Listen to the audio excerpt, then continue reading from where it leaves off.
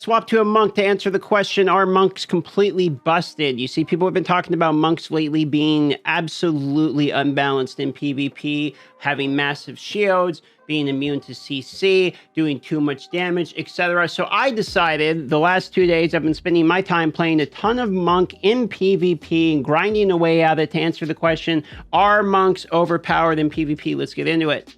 There's one build in particular that feels so oppressive right now. It is based upon a 2-piece Vithus, or you can go 2-piece Shalbass, and a 4-piece of the Gloom Guide's prize. What this actually allows you to do is have a dash that increases your damage 15% and then 22.5% increased critical hit over the next 3 seconds, meaning directly after a dash, you have a massive increase of burst potential.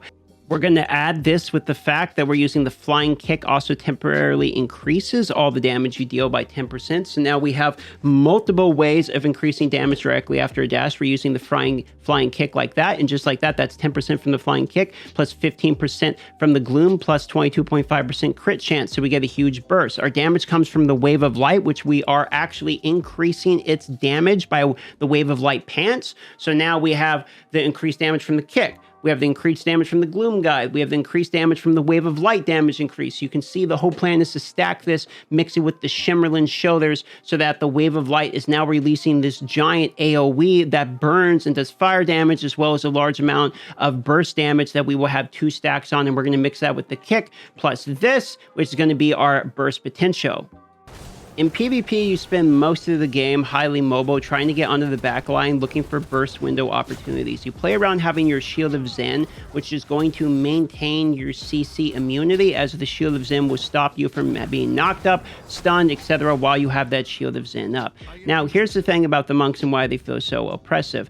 The Shield of Zen, for me, at 3,000 resonance and pretty decent stats, will only last 1, maybe 2 hits. So if somebody hits me with a really strong, high damage CC move, the next one is going to CC me.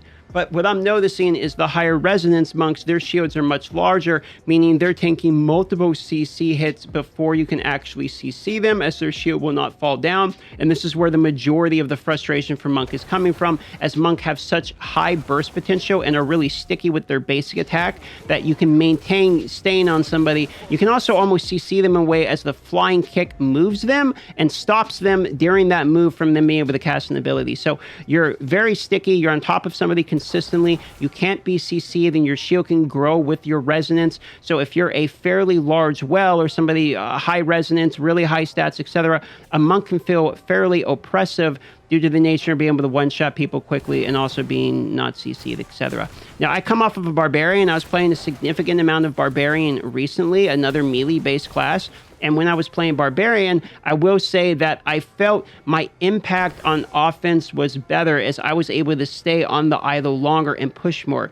However, on defense, where it's more about kills, I felt the monk was more dominant and more crushing, because I was getting more kills more often. It felt like when somebody is squishy and has the potential of dying near me, the monk was doing a better job at executing that kill, whereas the Barbarian would have done a better job at pushing whatever objective or stalling for the other people on my team. What this actually ends up meaning for me is, if you're somebody who is snowballing, if you're ahead of the curve and you're stronger than the average player, the monk is going to be highly oppressive and is going to give you a feeling of being much stronger than you normally are. I, for myself, when I swapped from Barbarian to monk, I instantly started getting more kills. I started getting more kill streaks. It felt for me like I was popping off much harder, but I actually think my win rate and my performance was better on the Barbarian with even a worse KDA, because I was impacting the actual game more, whereas when I'm a monk, I'm typically running around just picking up a ton of kills. Now, if you're on defense, totally different. You need kills anyway, so being a monk and getting yourself more kills is going to feel great. Whereas if you are on offense, being the monk, you can kind of bait yourself into running into the back line and dying over and over and over again. This thing about Barbarian as well is the Barbarian, you have more get out of jail free cards with the Undying, etc. You're stalling longer. But the monk, the only one you have is the Shield of Zen, and it's a dash. So you kind of have to lead with it, starting with the Shield of Zen, which what that allows people to do is burst through it fairly quickly, and then you are 100% available to be CC'd. The problem, though, is even though I've only played Monk a couple of days, I'm starting to get the feeling that I'm starting to understand the damage timing and the window of survivability that I have with Monk. If I was sitting on this class for multiple weeks straight and practicing this, at its current strength level, the Monk for me would be an opportunity to really pop off in Battlegrounds. And this is represented very obviously by the scoreboards. You're going to notice that games that have Monks feel like the kill count goes by quicker. People are executing the kills a lot faster, but sometimes they're not as frustrating, because what I noticed is while playing a Monk, what was still frustrating for me was dying to invisible players. I think honestly the biggest, most frustrating part in the game is being killed by invisible demon hunters, invisible necromancers, and getting killed by invisible wizard beams, etc. It's hard for me to look at a class and be like, this class is so completely unbalanced that it's ruining all of PvP, when we have glaring issues since almost day one that are legitimately ruining PvP. Like not being able to see actual enemies seems massively more important for me. That being said, Monk is probably a little bit strong right now. I think part of this is because it's some of the first time we're really seeing people stack one move so heavily. Wave of Light, plus the Gloom Guide's dash, plus the critical chance for it, plus the Flying Dragon increase. You get all of that. You put it on Shimmerlin. You really start to crit higher. And you'll notice it when you have this build. You will really notice that your Wave of Light crits significantly higher than almost any move that you're quite used to. You can see there the crits are significant. When you're jumping in here to these type of fights, this is when the Monk feels really good. Everyone's low HP, you're attacking really fast, you can jump between kills, and you can mop up the kills. The question that relies for me, though, is in that type of situation where I'm jumping in and getting a bunch of kills really quick, are those people going to be dying anyway? And I feel like very often the Monk is the type of situation where I'm jumping in, trying to get some kills, maybe getting the last hits, etc., but maybe they weren't going to die anyway. Maybe if I was a barbarian or something, I would have lived a little bit longer. Or maybe if I was a necromancer, I would have been able to CC more.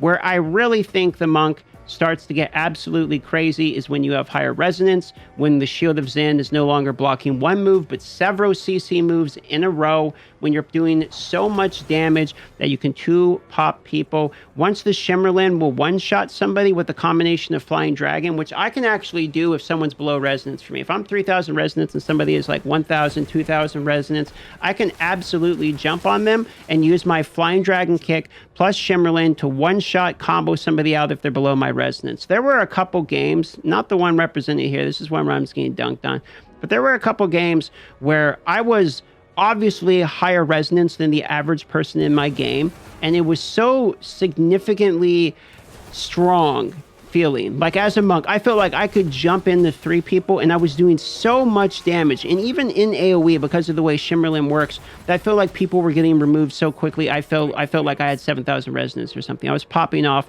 extremely hard. And I think that's how people who legitimately do have 7,000 resonance are feeling right now. I think that they are getting so much damage so quickly that the Shield of Zen lasts long enough for them to get 2, 3, etc. kills. However, if you're not either 100% comfortable on the Monk, if you don't have massive amounts of resonance, if you maybe don't have all the right essences, if you don't have the right build, etc., don't expect to be popping off, because the Monk shield itself won't carry you. You still have to have all the other stats behind it, and this seemed obvious for me while I was playing the Monk. It is definitely strong, it is definitely oppressive right now, but I do think you have to have resonance for it to work properly.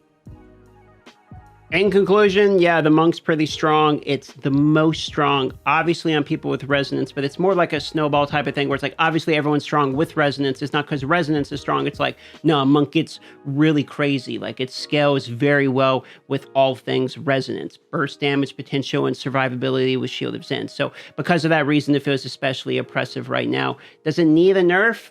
I don't know, maybe, but honestly, I feel like if what we should do is fix all the problems with Battlegrounds first. Let's fix all the invisible people, fix the invisible laser beams, all of these weird issues that are happening, glitches, fix that, then see where, once we have kind of a skill balance even, where it's, okay, we don't have all these glaring issues, then we relook at it and be like, okay, what do the win rates actually look like? Maybe we can do something to adjust the fact the defense is way better than offense. Maybe kills go with 60 instead of 55. Maybe increase the time. Maybe do something to balance the game mode first before we start really getting all antsy and angry about all these different builds. I do think there are some classes that just seem stronger than others in PvP.